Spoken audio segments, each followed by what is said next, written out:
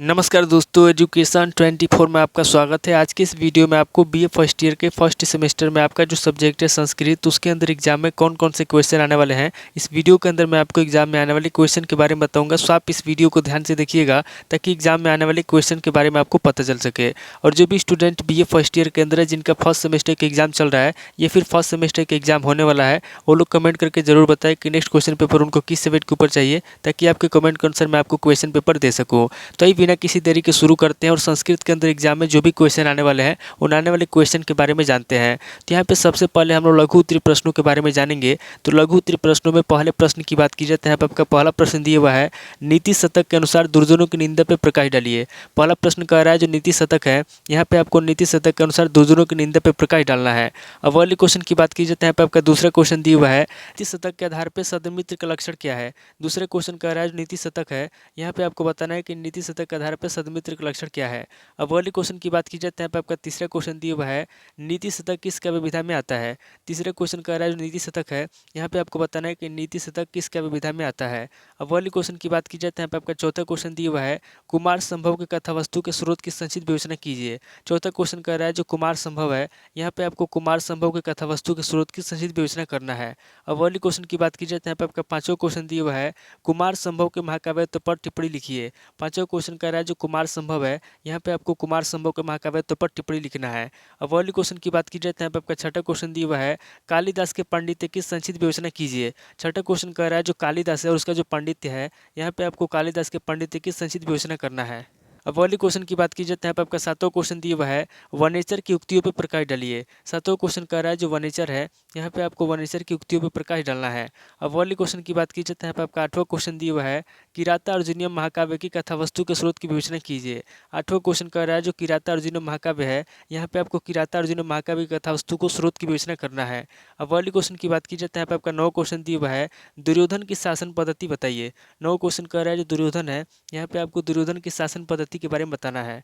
अब अगले क्वेश्चन की बात की जाए तो यहाँ पे आपका दसवां क्वेश्चन दिया हुआ है, किराता अर्जुनियम का सार संक्षेप में प्रस्तुत कीजिए। दसवां क्वेश्चन कह रहा है जो किराता अर्जुनियम है, यहाँ पे आपको किराता अर्जुनियम का सार संक्षेप में प्रस्तुत करना है।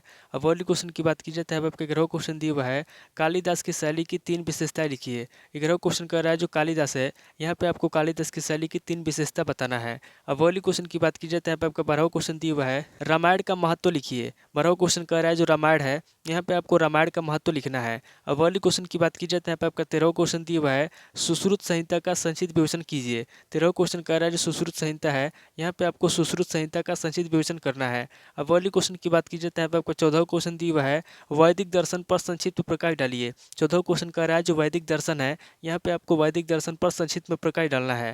तो टोटल आपके 14 क्वेश्चन हो गए जो आपसे लघु उत्तरीय प्रश्न में पूछे जाएंगे। अब आगे हम लोग दीर्घ उत्तरीय प्रश्नों के बारे में जानेंगे। तो यहाँ पे दीर्घ उत्तरीय प्रश्नों में पहले प्रश्न की बात की जाए तो यहाँ पे आपका पहला प्रश्न दिया हुआ है, आयुर्वेद से आप क्या समझते हैं। आयुर्वेद के उद्भव विकास पर प्रकाश डालिए। पहले क्वेश्चन कर रहा है कि आयुर्वेद से आप क्या समझते हैं, यहाँ पे आपको सबसे पहले आयुर्वेद के बारे में बताना है। उसके बाद आगे आपको आयुर्वेद के उद्भव के बारे में बताना है, विकास के बारे में बताना है और उसके उद्भव विकास पर प्रकाश डालना है।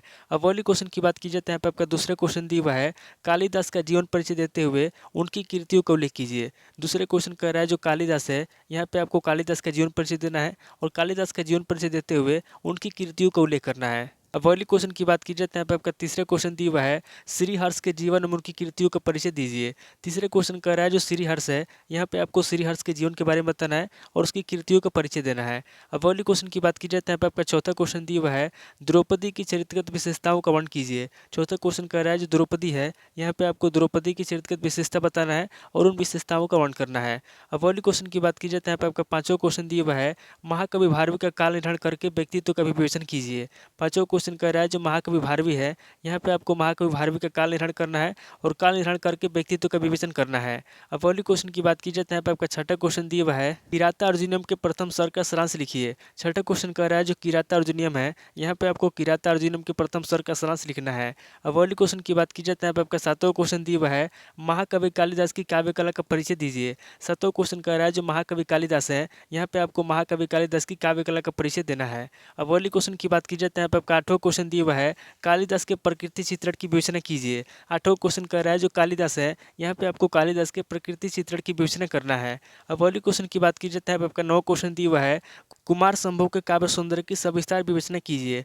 9वां क्वेश्चन कह रहा है जो कुमार संभव है यहाँ पे आपको कुमार संभव के काव्य सौंदर्य की सविस्तार विवेचना करना है, यानी कि विस्तार पूर्वक आपको बताना है। अब अगले क्वेश्चन की बात की जाए तो यहाँ पे आपका 10वां क्वेश्चन दिया हुआ है संक्षेप में नीति शतक का मूल्यांकन कीजिए। 10वां क्वेश्चन कह रहा है जो नीति शतक है यहाँ पे आपको संक्षेप में नीति शतक का मूल्यांकन करना है। अब अगले क्वेश्चन की बात की जाए तो यहाँ पे आपका 11वां क्वेश्चन दिया हुआ है इस शतकम के आधार पर विद्या के महत्व की विवेचना कीजिए। 11वां क्वेश्चन कह रहा है जो नीति शतक है यहाँ पे आपको नीति शतकम के आधार पर विद्या के महत्व के बारे में बताना है, यानी कि विद्या का क्या महत्व है उसके बारे में आपको बताना है।